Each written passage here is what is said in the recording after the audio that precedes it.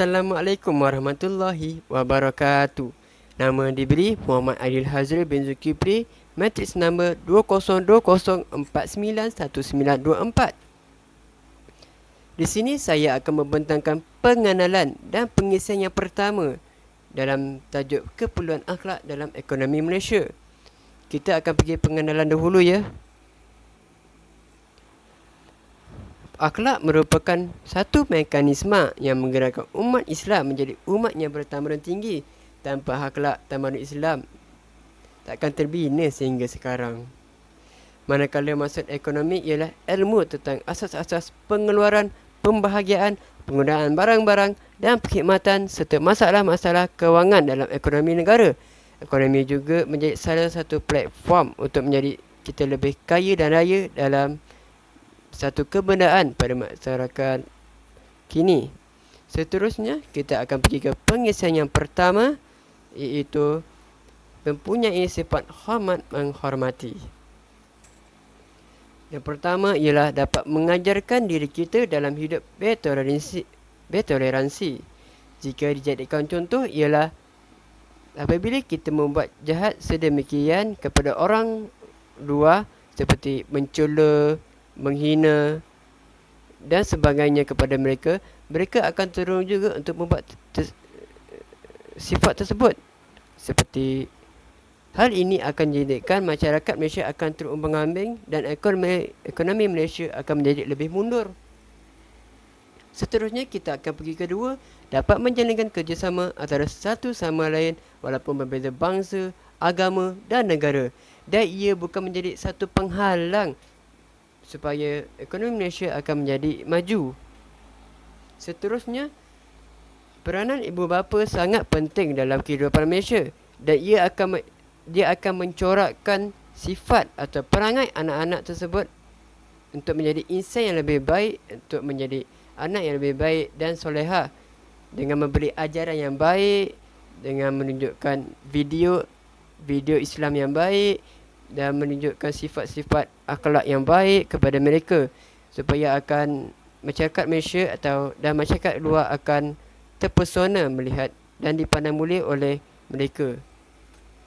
Akhir sekali ialah merupakan salah satu sifat hormat menghormati merupakan salah satu aspek penting dalam hidup kita, kerana pada zaman kini masih ada sesetengah orang sikap hormat ini hanya diberikan kepada orang yang berpangkat sahaja seperti datuk, datin, tuan, puan. Tetapi sebaliknya kita akan digunakan pada semua orang supaya sikap hormat menghormati ini akan menjadikan sifat kasih sayang antara satu sama lain, dan hal ini akan menjadikan masyarakat ekonomi Malaysia akan menjadi lebih maju dan stabil pada zaman kini. Di sini saya akan memberikan kepada rakan sebelah saya yang akan membentangkan. Assalamualaikum warahmatullahi wabarakatuh. Nama saya Muhammad Amir Hafiz bin Muhammad Iskandar, matriks nombor 2020616448. Pada hari ini saya akan ceritakan tentang kepentingan akhlak. Berhubung dengan kedudukan dan kepentingan akhlak dalam Islam, beberapa kajian penting dan komprehensif tentang akhlak rata-rata merumuskan bahawa akhlak memiliki tempat yang sangat penting dan dominan dalam Islam.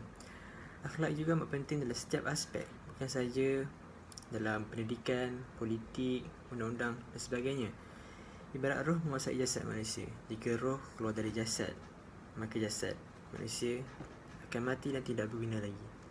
Hal ini sama dengan keadaan yang akan berlaku kepada semua bidang-bidang penting dalam Islam tersebut jika akhlak tidak dititik beratkan dalam hal ini.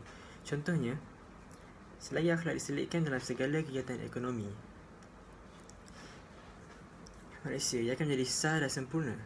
Manakala bila aspek akhlak diabaikan secara langsung, maka secara automatiknya ia akan menjadi haram dan tidak sempurna. Oleh hal yang demikian, perniagaan dan harta kekayaan akan diperolehi boleh menjadi haram dan tidak sah menurut syariat Islam kerana ia diperolehi melalui cara yang tidak bermula seperti rasuah, hasil curian, rompakan dan sebagainya. Begitu pentingnya akhlak dalam semua aspek ajaran Islam, termasuk aspek rohani dan juga amali seperti iman dan ibadat. Oleh itu, seseorang yang menganggap dirinya sebagai seorang yang beriman Namun aspek akhlak seperti munafik, riak, tidak ikhlas dan sebagainya diabaikan. Samping itu, akhlak juga memainkan peranan yang sangat penting dalam menjamin kekuatan dan keselamatan sesebuah negara ataupun tamadun. Dalam Al-Quran juga ada menegaskan bahawa Allah tidak akan sesekali meruntuhkan atau menghancurkan sesebuah negara yang penduduknya berbuat baik dan berakhlak mulia, manakala negara yang penduduknya tidak berakhlak, fasik dan zalim pula akan dibinasakan. Hakikat ini dapat difahami melalui ayat Quran yang bermaksud, dan Tuhanmu sekali-kali tidak akan membinasakan negeri-negeri secara zalim, sedang penduduknya orang-orang yang berbuat kebaikan. Dan sesungguhnya kami telah membinasakan umat-umat yang terdahulu daripada kamu semasa mereka berlaku zalim. Manakala ayat lain pula menjelaskan sebab-sebab serta cara bagaimana aspek keimanan dan akhlak manusia diuji oleh Allah sebelum sesuatu bangsa ataupun negara dimusnahkan. Firman Allah yang bermaksud, dan apabila kami hendak membinasakan satu-satu negara itu, maka kami perintahkan orang-orang yang hidup dalam negeri tersebut supaya mentaati Allah. Tapi mereka melakukan kederhakaan, maka berhaklah negara itu dibinasakan. Lalu kami hancurkannya sehancur-hancurnya. Ayat-ayat Al-Quran di atas memberi peringatan bahawa kekuatan sesebuah tamadun, negara atau bangsa sangat berkait rapat dengan akhlak dan moral penduduknya. Assalamualaikum warahmatullahi wabarakatuh. Nama saya Muhammad Fadil bin Kamarul Zaman. Nombor kad matrik saya 2020848744. Hari ini saya akan menceritakan tentang kelebihan sifat sabar dalam kehidupan masyarakat. Pernah Imam Al-Ghazali pernah menyebut dalam kitabnya bahawa terdapat lebih 74 patah perkataan sabar di dalam Al-Quran. Sifat sabar mempunyai 3 keadaan. Yang pertama adalah sabar dalam mengerjakan ketaatan kepada Allah Subhanahu Wa Taala.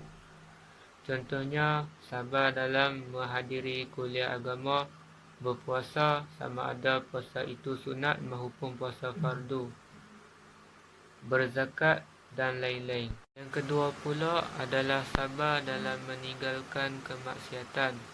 Contohnya, kita sabar daripada melakukan perkara yang dilarang oleh Islam, seperti sabar daripada meminum arak, berzina, berjudi dan mencuri. Yang ketiga pula adalah sabar dalam menghadapi ujian hidup. Seperti kita mestilah bersabar dalam menghadapi perkara yang tidak disukai dengan rela hati dan pasrah. Antara kelebihan-kelebihan sifat sabar dalam kehidupan seharian ialah: yang pertama, sifat sabar merupakan antara sifat yang paling dicintai dan dikasihi oleh Allah Subhanahu Wa Taala. Yang kedua pula, Allah akan mengangkat darjat orang yang bersabar melebihi muslim yang lain serta menghapuskan dosa yang masih tersisa di dalam diri seseorang. Yang ketiga pula ialah orang yang bersabar dijamin tidak akan rugi di dunia maupun di akhirat kelak kerana hidupnya diredai oleh Allah Subhanahu Wa Taala. Akhir sekali, sifat sabar merupakan salah satu pemberian yang terbaik serta istimewa oleh Allah kepada hamba-Nya yang bertakwa. Sekian, terima kasih daripada saya. Assalamualaikum warahmatullahi wabarakatuh. Nama saya Muhammad Najmi bin Rafai. Nombor matrik saya ialah 2020610454. Tajuk yang diberikan kepada kumpulan saya ialah keperluan akhlak Islam dalam kehidupan ekonomi di Malaysia. Sebelum itu saya akan memberikan definisi atau pengertian apa itu amanah. Amanah itu adalah kita menjalankan sesuatu tugas itu dengan penuh keluhuran jiwa dan penuh tanggungjawab. Maknanya kita menjalankan tugas itu dengan penuh jujur tanpa dicemari dengan sebarang kelakuan buruk ataupun akhlak buruk. Okey, amanah ni ada dua dalil. Dalil yang saya dapat ialah sabda Rasulullah SAW, tiada agama, tiada iman bagi orang yang tiada amanahnya, dan tiada agama bagi orang yang tidak memegang pada janjinya. Dan lagi satu, ia berkaitan dengan munafik. Ciri-ciri orang munafik ada 3 yang disebutkan oleh Rasulullah, iaitu apabila ia berkata, ia berdusta. Apabila ia berjanji, ia mungkiri. Apabila diberi amanah, dia mengkhianatinya. Okey.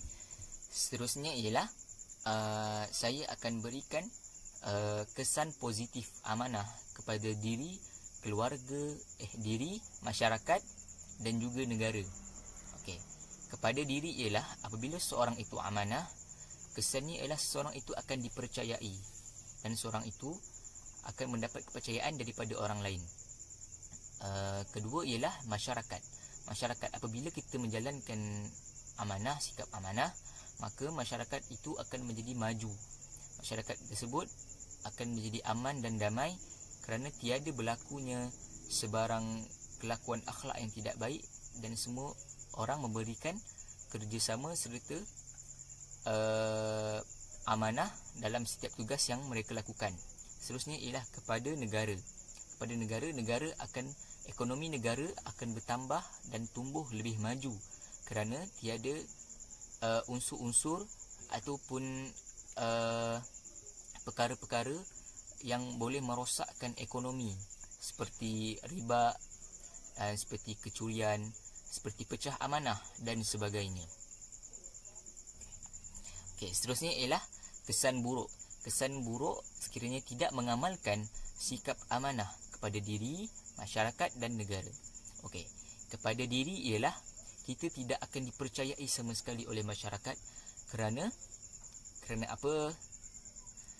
Kerana sekiranya kita telah membuat satu kesalahan, maka orang akan melihat kesalahan itu dengan supaya mereka tidak akan terkena lagi. Seperti Pak kata pepatah Melayu, jangan sampai, seperti peribahasa Melayu, jangan sampai pisang berbuah 2 kali. Hal ini kerana mereka takut mereka akan terkena perkara yang sama berulang kali. Seterusnya kepada masyarakat. Masyarakat ialah kepada masyarakat, masyarakat akan hidup dalam keadaan kucar-kacir, dalam keadaan berkacau bilau kerana mereka saling bergaduh antara satu sama lain. Amanah ini adalah sesuatu yang amat berat dan sangat dititik beratkan oleh Islam. Hal itu kerana iman seseorang berdasarkan kepada tahap amanah ini adalah tunjang dan teras kepada iman seseorang. Kerana Imam Al-Ghazali pernah berkata bahawa perkara yang paling berat adalah amanah. Kerana amanah ini memang kita nampak ringan. Ianya ialah kita menjalankan tugas tersebut, tetapi dalam menjalankan tugas tersebut banyak cabaran dan dugaan yang perlu kita lalui kerana banyak bisikan syaitan dan unsur-unsur anasir luar yang mempengaruhi. Contohnya seperti rasuah. Rasuah ini banyak berlaku di Malaysia. Ianya seperti bagai cendawan tumbuh selepas hujan tanpa henti. Ia terdapat dalam rasuah bola sepak ada, rasuah dari segi kewangan. Rasuah ni tak kisah. Orang yang akan ditangkap ialah pemberi rasuah dan penerima rasuah. Akhir sekali ialah kepada negara.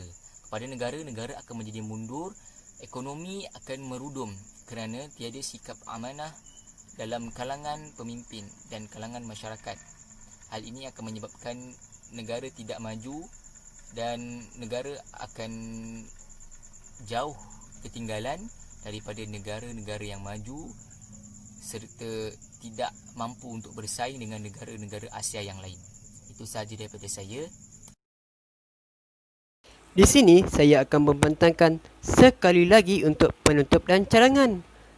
Kesimpulan yang kami dapat daripada kertas kerja ini, akhlak Islam sangat penting dalam memajukan ekonomi Malaysia pada zaman kini dengan menunjukkan sikap mahmudah seperti hormat menghormati, amanah, takwa kepada Allah Subhanahu Wa Taala. Dengan nilai tersebut, kita perlulah diterapkan dalam diri masing-masing supaya negara kita lebih maju. जो तू सारे बदले नजारे हैं